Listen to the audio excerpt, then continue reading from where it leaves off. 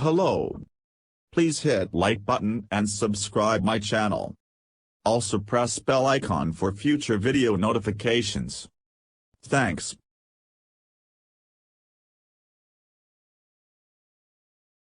Cooking devices that incorporate three-dimensional, 3D, printers, lasers, or other software-driven processes may soon replace conventional cooking appliances such as ovens, stovetops, and microwaves.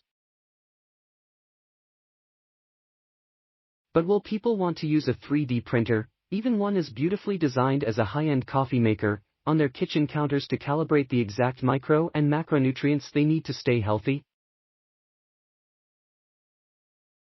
Will 3D food printing improve the ways we nourish ourselves? What sorts of hurdles will need to be overcome to commercialize such a technology?